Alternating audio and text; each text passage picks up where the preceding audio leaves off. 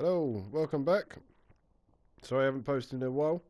I thought I'll get this up um, because I've had this made for a while, but just haven't had time to get round and get the video done. So previous to my other World Edit machine, which was this one, I redefined it and made it a little bit more compact. And it also, and I think I did mention in the previous video that I had one that could work for anyone that you wanted it to. Not just yourself, because that's just for yourself. And this is it. Compacted it to 3 command blocks um, per thing you want to clone. So we've got the using the same ones over there. So I won't go for block, but I'll just go through. Most of these are all the same inside the command block, so I'll show you a couple, and hopefully you'll be able to get that done. So in the first block, you want this command. So this executes at the item named WE stop, and it sets the scoreboard for the closest player, which would be yourself. So I've named the scoreboard WE. I've covered them in other videos. The same as ticking area, you're going to want that by this machine. So check the other one out if you've missed that. I won't be going through setting up the scoreboard in this one. Just going to be quick and go through just how this machine works. So that is that first command. And this is going to be the same throughout all of the different blocks that you want. The only difference is going to be it's going to go up by 1 number. So this one, and you're going to change the name of the item, of course. So if I chuck the WE stone down, it's going to give me a score of 1. Dirt is 2. Snow 3. Grass 4, and water 5. And however many you want can carry on going down. Depends how many things you want to use in the machine. Coming out of that, so that's repeating. Sorry, always active.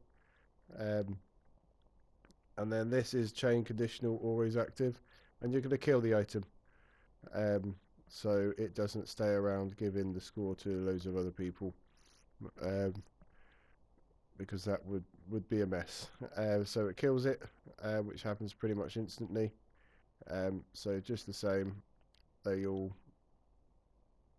kill at all entities. Type equals item, name equals whatever you want to name it. The first one is just the 2 commands, because that's the stop. You don't need this one, so that stops the machine. This one is the command block that does the cloning. So this is pretty much the same as the other one, the other machine, but I'll let you go through it now. But yeah, executing at all players with a score of 1 or 2 or 3 or 4, depending on which block you've sent, and it's going to clone the area of what you want to clone. So that over there. Remember the masked. The mask lets it all blend in. You can change these shapes however you want.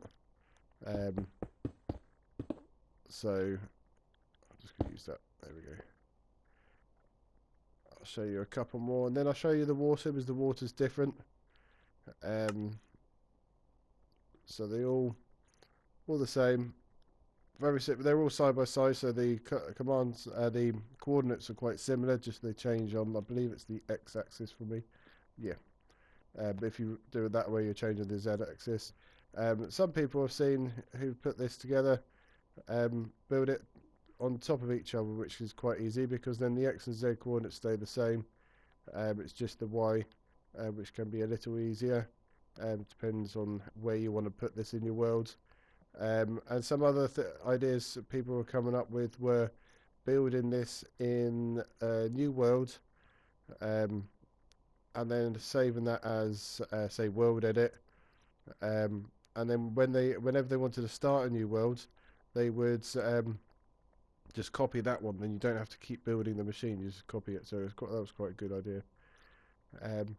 I'll show you the water. The water has a different command, you're not going to mask it. What you need to do, because if you want to build like a shape of water, you don't want to bring all the other blocks that are inside it. Like for example, I've got the glass, so you want to filter out the water. So instead of mask, it's filtered, then normal, water, 0. You could have an air block, so you could, using whatever block you want, kind of shape the air within that area that you're cloning, just so if you've gone a little bit too far, you can shave it off. But rather than shaving it off in one big chunk, you could shave it off in steps and texture it a little bit. So that would be the same as this one. You would need to do the filtered normal, and it'd just be air 0. I haven't set one up in this world, but there you go. Hopefully that should do it.